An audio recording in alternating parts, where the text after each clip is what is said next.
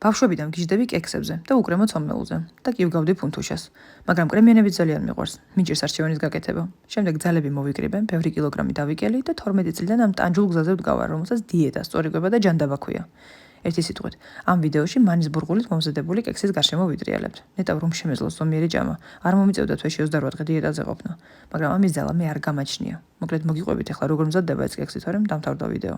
მანის ბურღულს დაასხით კეფირი და გააჭერეთ 15-20 წუთი, რომ მანის ბურღული გაყვივდეს. ამასობაში ცალკე თასში კვერცხს დავამატეთ შაქარი, გამნარი კარაქი, გამამხვილებელი, ვანილი და მწიკვი მარილი. კარგად გადაურიეთ და შემდეგ დავამატეთ გაფუებული მანის ბურღული. ან პირიქით, მანის ბურღულს დავამატეთ კვერცხის მასა. ისევ კარგად გათქვიფეთ, რომ გაუხსნელი ნაწილები არ დარჩეს. საცხობ ფორმაში ჩააფინეთ საცხობი ქაღალდი და გადაიტანეთ მომზადებული ცომი. აწყვეთ 120 გრადუსზე გახურებულ ღუმელში 40 წუთი. ცხელსვე დაასხით ცხელი შაქრიანი რძე, დაელოდეთ, რომ ბოლომდე გაგრილდეს და მზად არის. რძის ნაწილი არ გამოდოვოთ, მნიშვნელოვან ფუნქციას ასრულებს. გემრიელად მიირთვით, მაინც გირჩევდით, რომ ერთ ნაჭერზე გაჩერდეთ და ჩემსავით ნახევარი ნამცხვარი არ მოართოთ მომედალურად.